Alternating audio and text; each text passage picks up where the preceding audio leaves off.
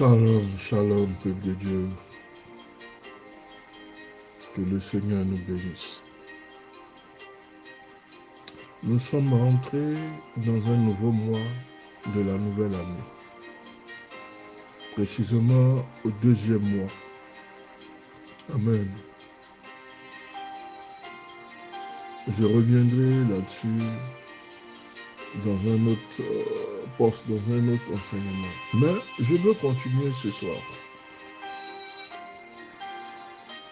sur la compassion. À propos de compassion, partie 2. Romains 12, le verset 15, nous dit ceci. Réjouissez-vous avec les personnes qui sont dans la joie. Pleurez avec celles qui pleurent. Alléluia. Ça résume la compassion. Mais, comme je disais hier, vous ne pouvez pas prétendre exercer un ministère sans la compassion. Voyez même que l'église du pasteur Marcelo Tounassi s'appelle la compassion. Donc, vous ne pouvez pas exercer un ministère sans la compassion. Elle va vous pousser à aider les autres, à voir ce dont les gens souffrent, les gens vivent. Mais, comme je disais tantôt, la compassion a été renversée par l'égocentrisme. C'est-à-dire, si ce n'est pas moi, les autres ne peuvent pas être bénis. C'est moi qui dois être la source de bénédiction. La source, ce serait encore bien. Mais la personne veut être reconnue comme la seule personne à être bénie dans la famille et dans l'église.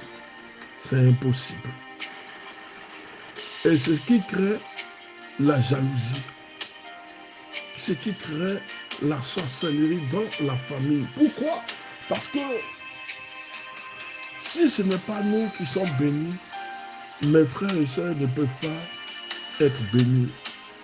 Une famille où les gens prient pour que, une sœur prie pour que ses sœurs se marient.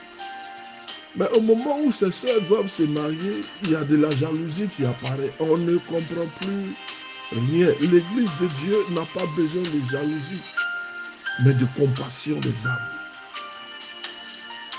Tu pries pour que ta sœur se marie, mais c'est une prière hypocrite. Il n'y a pas de compassion. Le cœur n'est pas dévolu au Seigneur. Au moment où tes soeurs se marient, toi qui prétends prier pour elles, ton visage se froisse. Mais pourquoi as-tu dit devant l'assemblée que tu pries pour que tes soeurs se marient? À propos de compassion.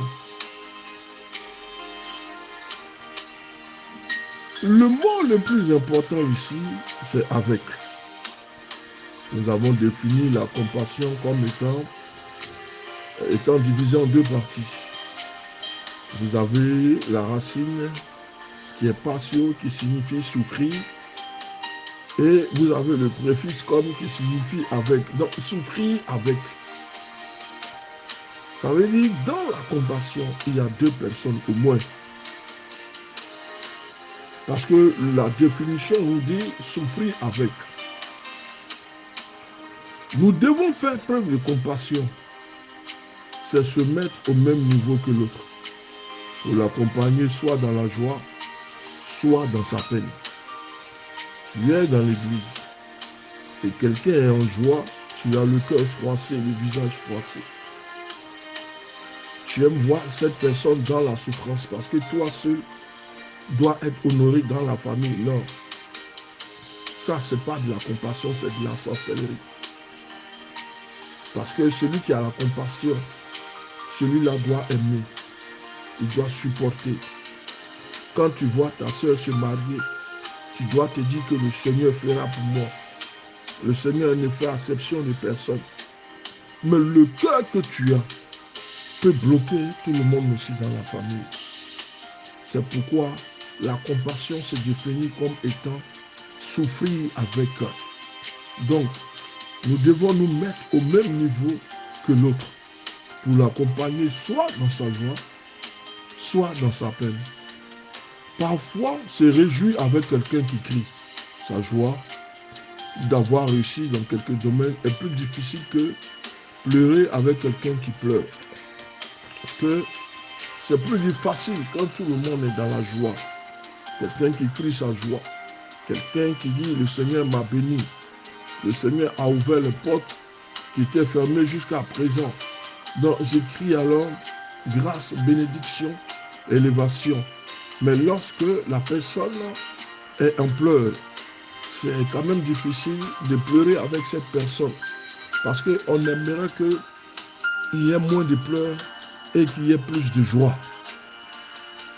Mais il faut connaître aussi la souffrance.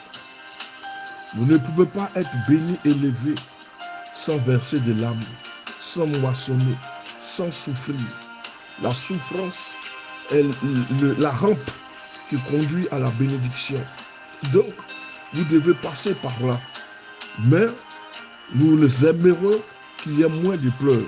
C'est pourquoi nous disons que il est plus facile de se réjouir avec quelqu'un qui crie sa joie d'avoir réussi dans quelques domaines est plus difficile que de pleurer avec quelqu'un qui pleure. À l'évidence, la première chose à faire est de découvrir quelle réussite telle personne veut célébrer ou quelle est la souffrance qui ravage son cœur.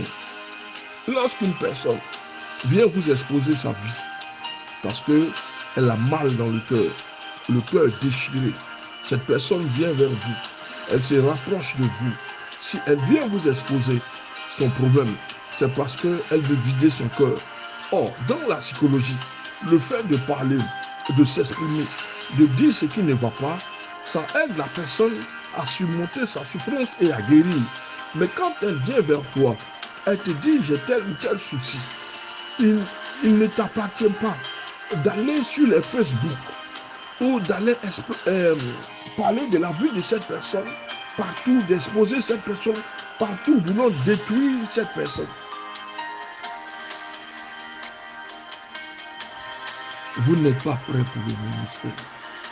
Vous avez trop le cœur à l'arrogance, à la critique. Passez votre temps dans la méditation de la parole de Dieu. Allez exposer la vie d'une personne qui s'est confiée à toi. Qu'est-ce que tu aimerais détruire la personne?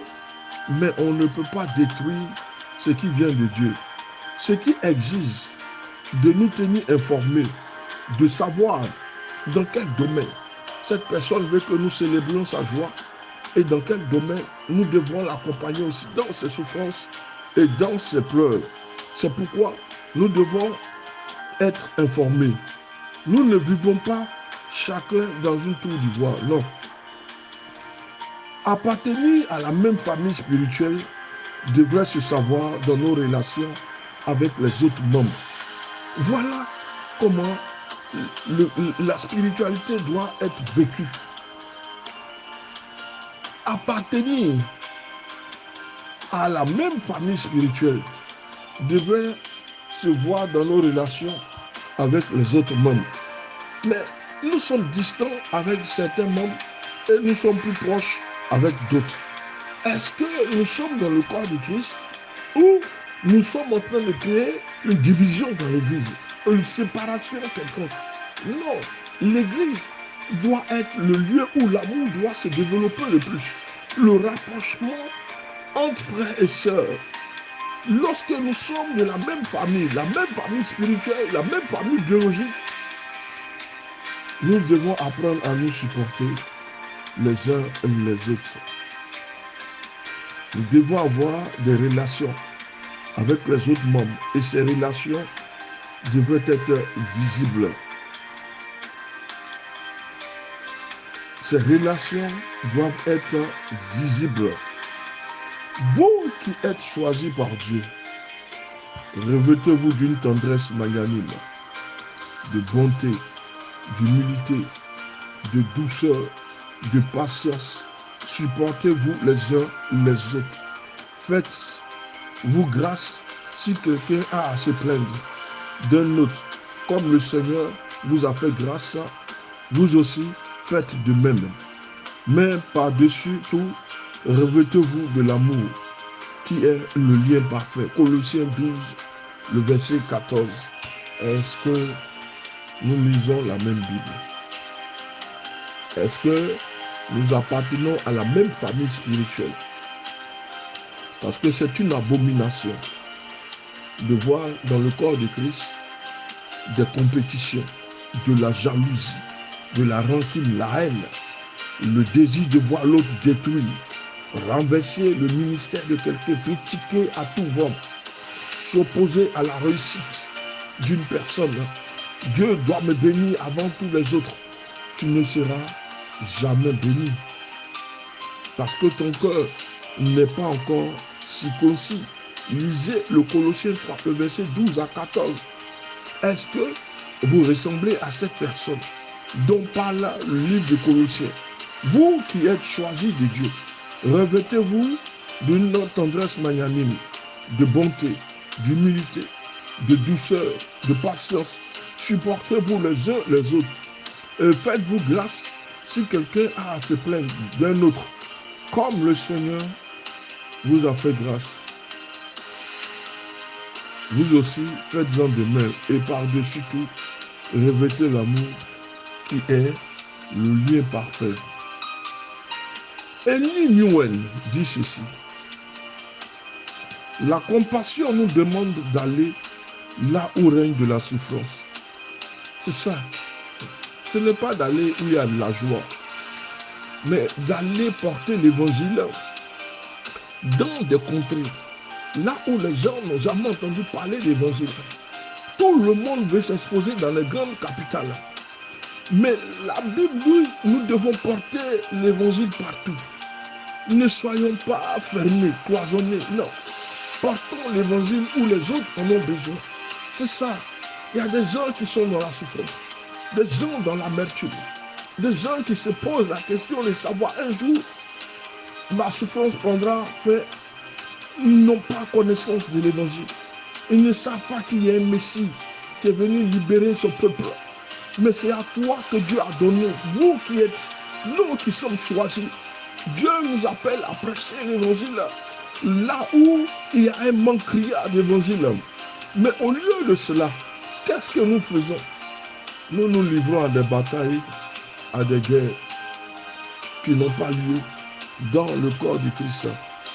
Où est passé l'amour qui est le lien parfait et qui doit régner dans le corps du Christ? Et Newell dit ceci: la compassion nous demande d'aller où règne de la souffrance, à entrer dans le lieu de douleur, de partage avec ceux qui ont le cœur brisé, qui ont peur, qui sont confus, qui sont effrayés. La compassion exige que nous soyons faibles avec les faibles, vulnérables avec les vulnérables, opprimés avec les opprimés. En bref, la compassion veut que nous nous plongeons dans tous les aspects de la condition humaine, afin de nous confondre avec ceux qui souffrent. Souvenons-nous qu'en allant vers ceux qui souffrent, sur un lit d'hôpital, en rendant visite à des personnes âgées, dans une maison de retraite, à des personnes incarcérées, nous faisons pour le Christ lui-même. Nous ne le faisons pas pour nous. Il est à remarquer que beaucoup sont tournés vers les veuves et les orphelins. Mais il y a aussi les malades. Il y a les incarcérés. Il y a des personnes âgées qui sont abandonnées. Vous verrez en Europe ici que beaucoup de personnes âgées sont abandonnées dans des maisons de retraite. Des malades sont abandonnés. Nous devons aussi penser, parce que si nous faisons du social, il n'y a pas que la veuve et l'orphelin. Il y a des malades et les incarcérés, les prisonniers, des personnes qui sont abandonnées, faibles. C'est ça la compassion. N'allez pas seulement vers ceux qui sont bien porteurs. N'allez pas seulement vers ceux qui sollicitent une mine vraiment radieuse. Mais allez plutôt vers ceux qui ont besoin de la chaleur humaine. Ceux qui ont besoin d'entendre l'évangile. Il y a des gens qui sont malades, qui sont sur les lits d'hôpitaux. Est-ce que vous partez leur parler de l'évangile? Ou bien vous voulez savoir ou avoir d'abord la guérison chez vous avant que vous ayez la force d'aller prier pour les autres? Je connais une femme qui n'enfantait pas pendant près des années. Mais elle conduisait toujours ses soeurs et ses frères dans la foi vers une dame qui avait le don. Une fois que cette femme priait pour vous, automatiquement le mois qui suivait, les femmes prenaient les grossesses. Mais pourtant, cette servante de Dieu qui amenait ses soeurs là-bas, elle-même était stérile. C'est 2 ans plus tard que l'Éternel a ouvert le ventre pour qu'un enfant puisse apparaître. C'est ça le vrai évangile, la compassion des autres. Mais vous cherchez votre bénédiction au détriment des autres. Il faut qu'il y ait des ONG pour les malades aussi et pour le milieu carcéral, pas forcément pour la veuve et l'orphelin. Car la Bible nous dit, si nous faisons cela, nous le faisons pour Christ lui-même. Car dit-il, dans la mesure où vous avez fait cela, vous l'avez fait pour l'un des plus petits, l'un de vos frères, c'est à moi que vous l'avez fait. Alors, réfléchissons à notre manière de servir dans le ministère. Où nous voulons nous servir, où nous voulons servir les autres. Que Dieu nous bénisse. Le pasteur Samuel.